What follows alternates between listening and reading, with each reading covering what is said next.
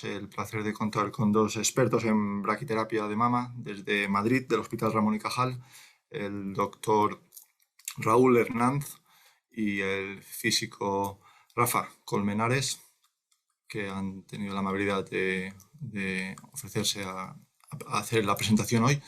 Y el plan es, han dividido la presentación en dos partes. Primero el doctor Hernández nos va a dar una revisión más de la parte médica, y después pasaremos a la parte más de física.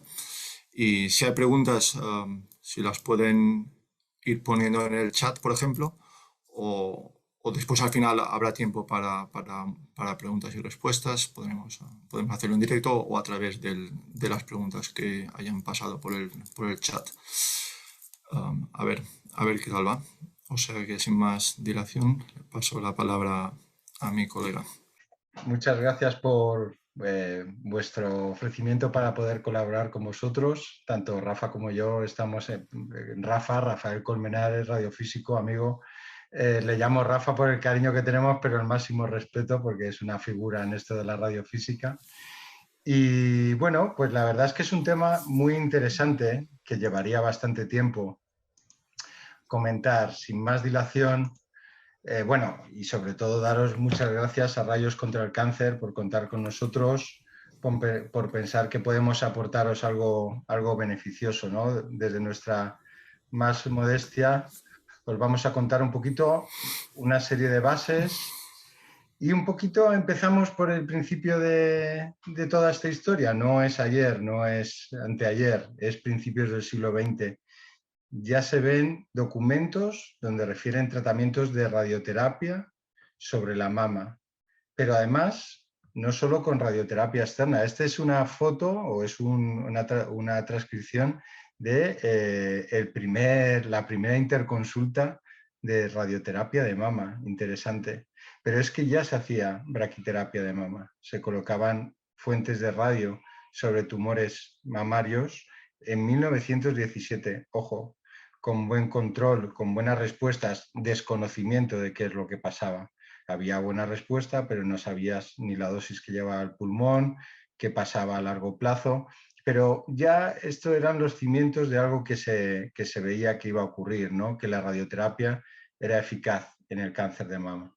La radioterapia en el cáncer de mama no podemos verlo como algo que no se ha movido a lo largo del tiempo. Ha cambiado los volúmenes de tratamiento, ha cambiado, como veremos más tarde, el fraccionamiento.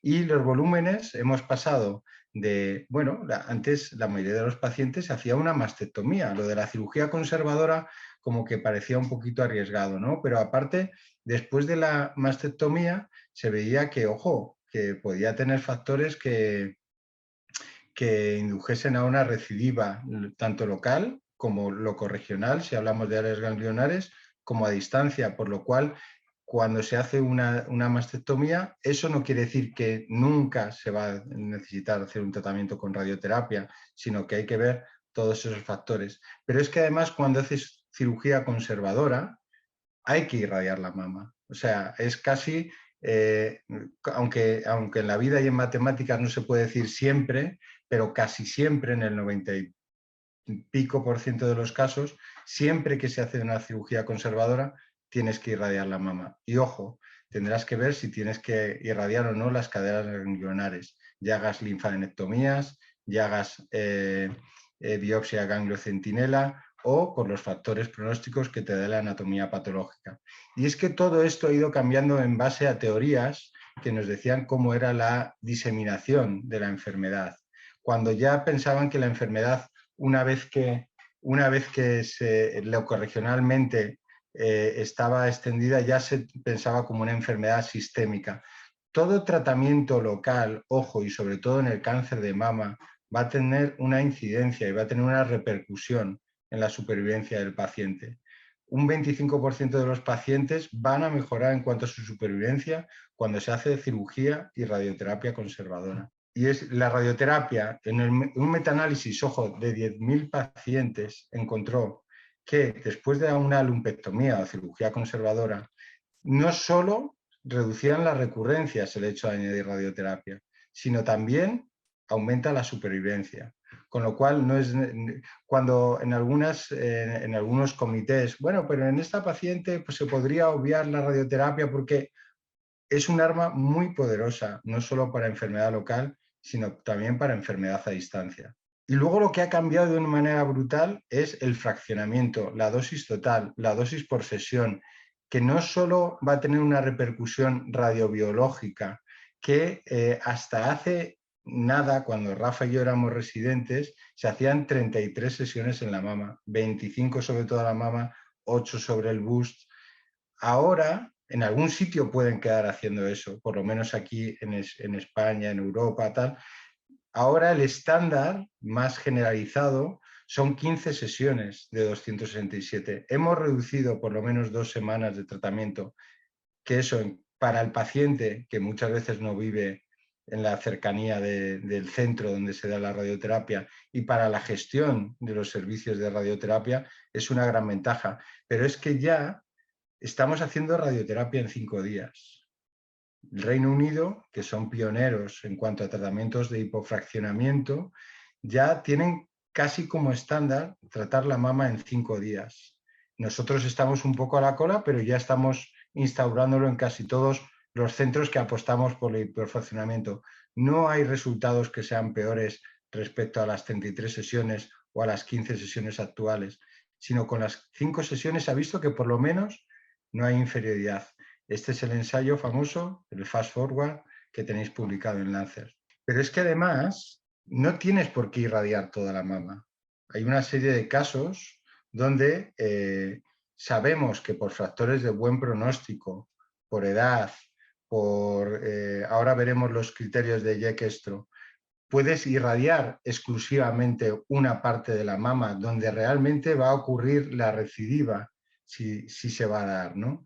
Con lo cual, pacientes que puedas ahorrar un tratamiento sobre el pulmón, sobre el corazón, sobre áreas que no son imprescindibles, tienes que tenerlo en cuenta para plantear esta irradiación parcial, que se puede hacer de varias maneras, que luego posteriormente Rafa nos lo va a explicar genial. Braquiterapia, radioterapia intraoperatoria con un LIAC, el Mamosite. Bueno, eso os lo dejo para cuando él lo cuente. Pero esto de la irradiación parcial y la braquiterapia intersticial tampoco, es que no es nuevo. Como ya hemos visto, desde 1934 ya hay tratamientos con radio específicos de irradiación parcial de mama, con mejores, peores resultados. Pero la idea, la siguiente diapositiva, os dejo esta presentación y va a continuar Rafa. Buenas tardes a todos.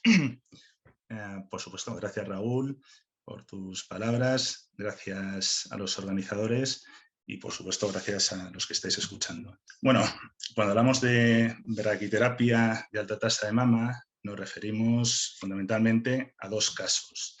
Al caso del BUS, a los casos en los que hay que sobredosificar en función del riesgo que tienen, o al caso de la irradiación parcial acelerada de mama. Y cuando hablamos de reacción parcial de mama, no solamente hay que hacer hincapié en lo que nos ha comentado Raúl, perdón, no solamente hay que hacer hincapié en la selección de los pacientes, sino también tenemos que hablar de que se puede realizar esa reacción con diferentes técnicas. Y esto es importante porque en función de las técnicas, lo que tenemos son diferentes niveles de evidencia científica cuando son comparadas con el estándar de este tratamiento, que es de reacción total de la mama. Os presento una tabla que he sacado de este conocido documento de la Sociedad Norteamericana de Braquiterapia, en el que establecen, en función de las técnicas de irradiación, una serie de recomendaciones que van desde fuerte hasta más débil. En el nivel más alto de recomendación tenemos la braquiterapia intersticial multicatéter, de la que hablaré a continuación. Fundamentalmente esta charla se refiere a esta técnica. Y en el nivel más bajo de recomendación tenemos las técnicas intraoperativas, con las que hay que tener cuidado y hay que hacer una muy buena selección de los pacientes. Si alguien va a comenzar un programa de este tipo de tratamientos intraoperativos, bien con electrones o bien con lo que llamamos braquiterapia electrónica, que en realidad son fotones de baja energía, es altamente recomendable que se miren bien los ensayos que hay, las recomendaciones, en concreto el ensayo Elliot y el target. Hay que tener cuidado con estas técnicas. No digo que no se puedan utilizar, que por supuesto se pueden utilizar. En la técnica de braquiterapia de alta tasa con componente intersticial, lo que vemos es que se puede llegar a tener unas dosimetrías del tipo que podéis ver en esta imagen de la derecha, con implantes como el que podéis ver en la parte izquierda. Pero bueno, para conseguir este tipo de dosimetrías, aunque no todo el mundo necesita un template para hacer este tipo de implantes, lo habitual es hacerlos a través de un template. Por supuesto que hay atajos para realizar estas técnicas, pero yo os voy a contar, digamos, el flujo más detallado. Estos templates, que son diferentes, son de plástico, son diferentes, son algo diferentes en función de las unidades de tratamiento, pero tienen algunas características comunes. Y es que siguen un esquema de planos con unas distancias entre agujeros que son, bueno, más o menos estándar, entre unos 12, 10, 15 milímetros, para garantizar lo que es la geometría del sistema de París, que nos va a permitir, por supuesto, tener una dosimetría. En este tipo de implantes, igual que en todos los implantes de braquiterapia, lo que manda es el implante. Fundamentalmente, lo importante para tener una buena dosimetría en braquiterapia es el implante. Luego podemos optimizar, podemos hacer mejoras, pero manda el implante. Y estos templates lo que nos van a garantizar es una geometría ya optimizada del implante. Bueno, pues entonces lo primero que podemos hacer es situar la mama dentro de este template, como figura aquí, como tenemos en la imagen, y con esto lo lógico sería hacer un estudio de imagen, un TAC, porque lo que queremos es decidir cuántas agujas y qué catéteres necesitamos para poder realizar un buen implante a la lesión que queremos tratar. Podemos implantar toda la mama, pero lo lógico es adaptar, optimizar también el implante al volumen que queremos tratar. Bueno, podemos hacer un estudio solamente con el template y sobre ese estudio se puede segmentar, se puede contornear el volumen a tratar con su expansión necesaria para generar el PTV. Podemos proyectar esa imagen sobre el template a través de una reconstrucción 3D y podemos hacer una correlación entre ese volumen que queremos tratar y las agujas, los planos necesarios. Hay que tener en cuenta que más o menos un implante de braquiterapia nos va a tratar con la isodosis de prescripción, con la isodosis que queremos tratar, a unos 5 milímetros alrededor de las posiciones activas. Entonces, hemos de cubrir bien ese volumen. Bueno, pues ya sabemos, podemos decidir sobre esta imagen qué agujas, qué planos sería realizar el implante. Bueno, esto hay muchas formas de hacerlo. Se puede hacer todo en el mismo día. Se puede hacer ese TAC, digamos, preimplante con unos días de antelación. Eso depende de cada sitio, de la logística, del flujo de trabajo. Bueno, ya hemos decidido que vamos a hacer el implante y sobre qué planos. Se pasa al quirófano y con la misma disposición del template sobre la mama se haría una inserción de los vectores rígidos metálicos sobre los que luego se introducirán los vectores plásticos, que son los que albergarán la fuente radiactiva. Un dibujito de cómo queda al final, una fotografía, perdón, de cómo puede quedar un implante con lo lógico al final, y como se trabaja actualmente, es con tubos flexibles, más que con vectores rígidos. Se utilizan los vectores rígidos únicamente como guías para los vectores flexibles, ya que el grado de confort de las pacientes pues, es superior. Digamos que esos vectores plásticos se adaptan a las tensiones internas de la mama y bueno, parece que la paciente lógicamente sufre menos. Bueno, una vez que esté hecho el implante, aquí podéis ver un vídeo, cómo quedan esas agujas sobre la zona que se quiere tratar. Por el dibujito, esto es una reconstrucción 3D, bastantes agujas en este caso. Esta es la zona irradiar sin expandir, la zona irradiar expandida, al PTV. Bueno, es muy importante hacer un buen implante, cubrir bien toda la parte externa del PTV que queremos tratar. Ahora, algunas cuestiones técnicas, muy pocas, pero algunas importantes. Vamos a ver, si queremos preservar la piel de dosis altas, es importante que el último plano, el plano más anterior, esté a una distancia mínima de 1 centímetro de la piel. Con eso podemos garantizar que los constraints, las dosis máximas en piel van a estar por debajo de los límites. Eso a veces no ocurre, porque a veces bueno, pues la anatomía de la paciente es irregular, se dan algunas zonas, en otras no, pero como idea debemos tener eso. Después realizaremos una prescripción siguiendo, en principio, normalmente se hace siguiendo las reglas de París, haremos una prescripción a los puntos centrales, a unos puntos situados en un corde central, siguiendo el esquema de París. Esos puntos tendrán una prescripción de aproximadamente un 15% más de la dosis de prescripción, y con eso garantizaremos que estamos cubriendo todo el implante con la dosis de prescripción. Es decir, en esos puntos del sistema de París tendremos aproximadamente un 15% más de la dosis prescrita en el exterior. Históricamente se ha prescrito al 85%. Ahora bien, con las técnicas de optimización, lo habitual es ir acercándose más al 90%.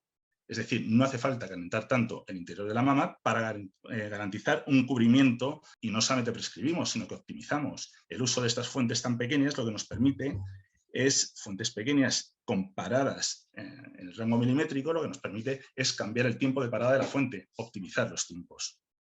Podemos hacer una optimización geométrica, que es muy habitual en las técnicas intersticiales, las que lo que se busca mediante un algoritmo matemático es homogeneizar la dosis que hay entre catéteres. Hay optimizaciones geométricas en volumen, en distancia, hay varias, pero que para un implante intersticial funcionan bastante parecido, con vectores paralelos, o podemos hacer una planificación inversa en la que, digamos, al algoritmo le damos los constraints dosimétricos que queremos cubrir y que queremos excluir, y mediante un algoritmo inverso es capaz de decirnos el tiempo de parada de la fuente en cada posición. Nosotros, nuestra experiencia ha sido siempre trabajar con las optimizaciones geométricas, y en todo caso, puntualmente, sobre esa optimización geométrica, una gráfica. Es decir, deformar suavemente esas isodosis, pero suavemente, porque las optimizaciones gráficas en braquiterapia tienen el peligro de que puedes generar unos gradientes de tiempos excesivamente acusados entre posiciones contiguas. Entonces, mi recomendación es, por supuesto, utilizar la inversa, estudiándose bien el procedimiento, o, muy sencillo, utilizar una prescripción de París, una optimización geométrica, y en todo caso con una ayuda de optimización geométrica. Bueno, con todo eso, ¿qué es lo que tenemos que cumplir? Tenemos que cumplir una serie de objetivos, tanto a nivel de lo que se ha contorneado, de lo que se ha segmentado, de PTV y órganos de riesgo, como del propio implante.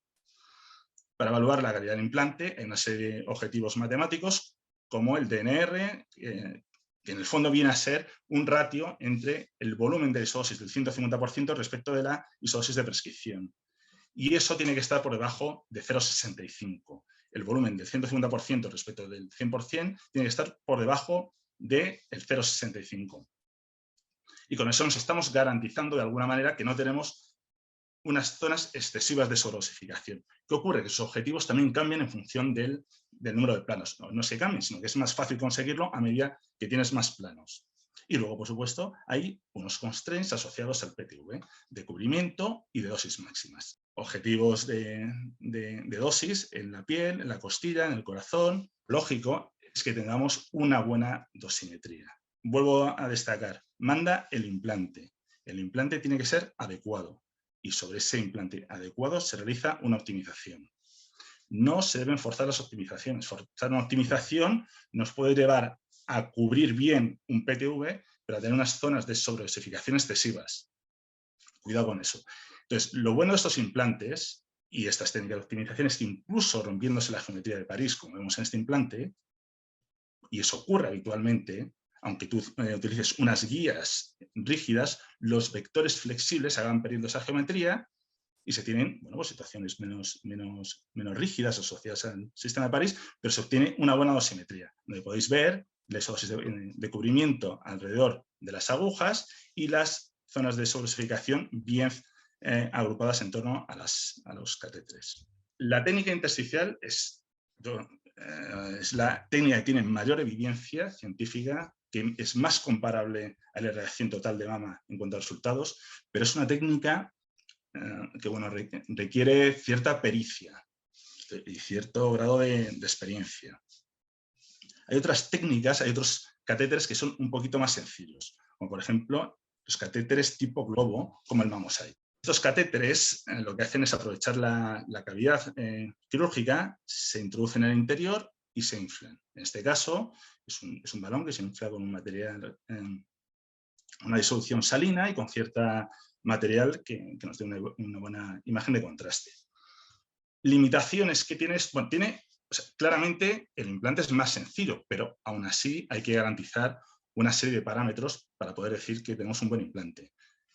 Desde luego, la superficie del balón tiene que estar en contacto, idealmente en un contacto perfecto con la superficie de la cavidad. Además, deberíamos observar y de alguna manera cuantificar lo que es la simetría. Y además debemos evitar a la medida de lo posible que haya burbujitas, no tiene nada, burbujitas de aire alrededor de la cavidad.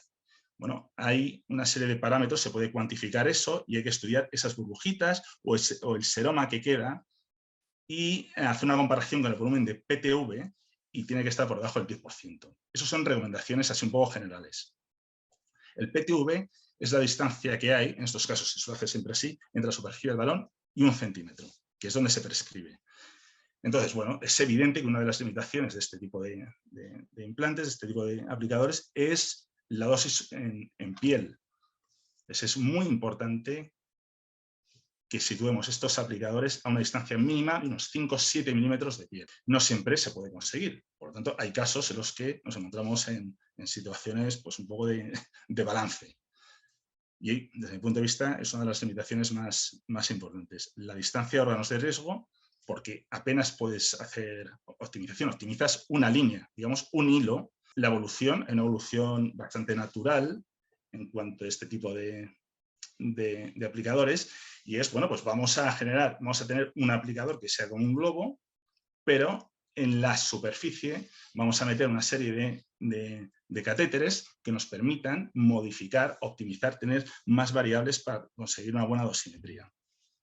Estos son los aplicadores conocidos como SAVI.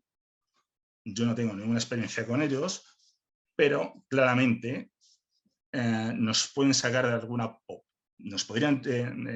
apuro asociado a las limitaciones que tiene uno de tipo balón. No solamente tenemos el catéter central a la contribución de la dosis, sino que tenemos pues, las líneas externas, por donde también viaja la fuente radiactiva, y podemos, digamos, jugar para disminuir la dosis en piel, para intentar bueno, pues hacer algún cubrimiento un poco más irregular. En fin, nos garantizamos tener más variables en la optimización. Como veis, hay varios tamaños. Entonces, estos aplicadores, igual que el de balón, lo que hacen es entran colapsados en la cavidad y a través de un mecanismo se expanden. Y, por supuesto, para sacarlo, pues se hace en sentido contrario. Se vuelve a colapsar el aplicador y se saca. Yo os digo que yo no tengo experiencia, pero una cosa que sí me he mirado, porque me ha llamado la atención, es que, bueno, pues cuál era el efecto de la cavidad de aire, porque estos se expanden sobre la cavidad, entonces están trabajando sobre la paciente, están trabajando en torno a una cavidad. Pero el algoritmo fundamental de cálculo en braquiterapia, el TG43, es un algoritmo que calcula bajo la premisa de dispersión completa. Es decir, se asume que todo es agua. Entonces, ¿cuál es el efecto de esa cavidad? Bueno, pues el efecto, por lo que he visto, es que en realidad se está tratando, si cogemos como parámetro de referencia el V90, el volumen que se está cubriendo con al menos el 90% de la isodosis de prescripción, se está tratando aproximadamente un 5% menos. Bueno, no es una cosa grave, pero es una cosa que, bueno, es una disminución que queda. ¿Y eso cómo se sabe? Pues se sabe pues, con otros algoritmos más complejos, o bien utilizando Monte Carlo, o bien con algoritmos avanzados que calculan con heterogeneidades. Hay cosas publicadas por ahí. Beneficios. Los beneficios que se derivan de esta técnica de la reacción parcial de mama acelerada, pues se entienden bien, digamos, del propio nombre. Para empezar, es una reacción parcial, ya nos lo ha comentado el doctor Hernández, Raúl, estamos irradiando menos mama y estamos afectando menos a órganos de riesgo. Eso siempre es importante, siempre que se haya hecho una buena selección de la paciente, porque lo primero es el cáncer y después preservar los órganos de riesgo. Muy importante, acelerada. Si podemos reducir el tratamiento de 15 días a 5 días, pues maravilloso. Incluso en algunos casos puede ser que eso sea la diferencia entre tratar a una paciente o no tratarla, dependiendo de las circunstancias del país. Es costo más bajo. Bueno, eso también depende un poco de las circunstancias. En fin, es una técnica que bien empleada tiene un potencial importante. Ahora bien, todo esto de lo que estamos hablando se sustenta en el desarrollo, desde mi punto de vista, de dos aspectos. Por un lado, para estratificar el riesgo es evidente que hemos tenido que tener un avance importante en el conocimiento de la biología, pero no solamente en de la biología, sino en ensayos fase 3, en estudios prospectivos, que nos permiten ligar los tratamientos que se pueden realizar al riesgo de las pacientes. Y luego, además, una precisión técnica. Bueno, pues el mundo tecnológico avanza rápidamente y nos permite hacer pues, varios tipos de tratamiento. Os he presentado al principio de mi charla una diapositiva en la que había varias técnicas. Se puede hacer de todo. Hay que, digamos, ir adaptando las circunstancias de cada sitio a la evidencia clínica. Con cuidado, con conocimiento, se va seleccionando una técnica u otra. Bueno, antes de pasar a las conclusiones, sí que, y dar paso a Raúl, quería hacer un breve paréntesis y hablaros un poco de lo que es la seguridad en estos en estos tratamientos de braquiterapia de tasa de mama. En general, en braquiterapia, el riesgo tiene, digamos, tres patas. El riesgo de realizar un mal tratamiento, o un tratamiento, no un mal tratamiento, sino un tratamiento peligroso. La braquiterapia tiene cierto peligro. Y tiene cierto peligro porque muchas veces, o en algunas circunstancias, un error no lo podemos detectar. En las unidades de tratamiento de radioterapia externa tenemos los equipos de Convin, tenemos las DRRs y podemos, digamos, saber que estamos posicionando bien al paciente. Aquí el equivalente sería que la fuente no vaya al sitio al que hemos planificado. Y eso no lo vamos a ver en algunas circunstancias. Bueno, pues la mama es un caso especialmente peligroso porque los tubos flexibles se deben cortar. El posicionamiento de la mama está asociado a cortar los tubos a una longitud adecuada, con los que se correlaciona la posición que tú has introducido en el sistema de planificación. No solamente eso hay que estudiarlo en el comisionado y tenerlo muy claro, sino que desde mi punto de vista hay que hacer algún tipo de control específico con cada paciente. Hay que tener cuidado porque si se corta mal un tubo, no se corta a la distancia adecuada, la fuente no va a ir a la situación anatómica que hemos planificado. Y no lo vamos a saber. No lo vamos a saber. O en algunas circunstancias no lo vamos a saber. Entonces, ¿qué hay que hacer? Bueno, pues hay que hacer algún tipo de comprobación antes del tratamiento que nos permita saber que los tubos están cortados a la distancia adecuada. ¿Qué se puede utilizar? Herramientas que ofrecen algunas casas comerciales, tipo simulador de fuentes o simulator, en tiempo real. O se puede meter algún cable marcado que nos indique que los tubos están cortados a la distancia adecuada. Por supuesto, otro aspecto fundamental en estos tratamientos es la conexión del catéter al canal. La máquina no va a distinguir un tubo de otro, porque son todos exactamente iguales. Entonces, es importantísimo que se controle la correcta conexión del tubo de transferencia, el canal por el que sale la fuente, al catéter adecuado. Y eso solamente se puede hacer controlándolo en tiempo real. No hay otra solución. Una cosa que se me ha pasado y que sí que os quiero contar, y es en la reconstrucción de los aplicadores, se pueden utilizar para la reconstrucción, se pueden utilizar, digamos, dos técnicas. Lo primero es que se debe realizar un TAC de planificación con un espesor de corte no superior a 3 milímetros. La braquiterapia es una técnica en la que hay un alto gradiente de dosis y conviene minimizar lo que es la incertidumbre en la reconstrucción de los aplicadores. Conviene no tener un espesor de corte superior a 3 milímetros. Y para poder reconstruir bien los aplicadores, lo normal, lo habitual, es utilizar también marcadores radiopacos que nos indiquen dónde está la primera posición activa. Estupendo. Si no utilizamos marcadores radiopacos, podemos utilizar la propia luz del catéter, porque es aire y se distingue bien, y coger el botón como elemento de referencia. Eso sí, tenemos que haber estudiado y conocer la distancia que hay, por ejemplo, desde la superficie del botón hasta la primera posición activa. Se puede hacer de cualquiera de las dos maneras. Nosotros no hemos utilizado dummies y lo hacemos siempre de esa manera, pero eso sí, hay que conocer la relación que hay, por ejemplo, entre el botón, el elemento de referencia que se toma, respecto a la primera posición activa. Podemos hacer una fase de preguntas. me gustaría que terminara la exposición, Raúl, con una serie de conclusiones. Deja de compartir la tuya. Bueno, como podéis sacar en conclusión de la primera que os ha contado Rafa, de todo esto que ha contado, es que la braquiterapia en la irradiación parcial de mama es algo complejo. No es algo que se pueda uno decir, venga, vamos a ponernos mañana a hacer irradiación parcial de mama con braquiterapia. No, requiere un entrenamiento y nosotros, por suerte, la verdad es que los oncólogos radioterápicos creo que somos afortunados de trabajar con los radiofísicos. Son personas que velan por nuestra seguridad, por la seguridad del paciente y podemos estar tranquilos cuando ellos nos dicen que la planificación está correcta y que todo está bien. Ojo, cuando te dicen que está mal, hay que solucionarlo de alguna manera, ¿no? Pero esto de la irradiación parcial de mama es súper interesante, es muy bonito porque es algo que parte de la parte artística de la medicina, pero es compleja y requiere un entrenamiento multidisciplinar, sobre todo con los radiofísicos. Antes os había prometido, os había dicho que os iba a hablar de los criterios de la YEC-ESTRO para hacer irradiación parcial de mama. Supongo que todos tenéis acceso a estos datos, pero normalmente se tratan de tumores de buen pronóstico.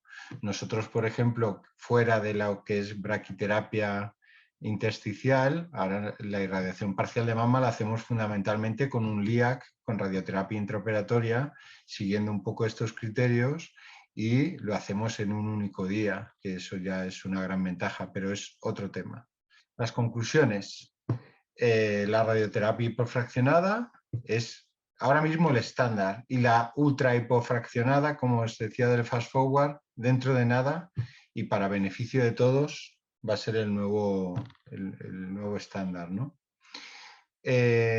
Todo, por supuesto, está basado en la evidencia y hay muchos pacientes que han podido demostrar que la radioterapia tras cirugía conservadora e irradiación parcial de mama es mejor, bueno, sí, me atrevo a decir que es mejor que la mastectomía, tiene mejores resultados. Que la radioterapia, aunque empezamos a principios del siglo XX, hay una revolución constante gracias no solo a la tecnología, muy importante, pero si no sabes manejar la tecnología, si no tienes conocimientos, si no tienes fundamentos, la tecnología no vale para nada. Puedes tener el mejor acelerador del mundo, pero si no sabes qué hacer con él, vas a hacerlo de siempre. O sea, hay que estudiar. Y la radioterapia no solo mejora control local, mejora la supervivencia. Eso tenemos que llevarlo siempre por delante a la hora de hablar con el resto de especialidades. No podemos ser, no, porque solo el control local. No, no, no, no. Ojo, cuanto más control local, mayor control a larga distancia y por lo tanto mejor supervivencia. Y nada más, estaros de verdad muy agradecidos por contar con nosotros para este tema que es muy interesante, que daría lugar para horas y horas de irradiación parcial de mama, pero os invitamos ahora en el chat o por medio de la organización que os pongáis en contacto con nosotros para cualquier duda, para cualquier cosa que nos queráis preguntar o contactar, nosotros encantados de...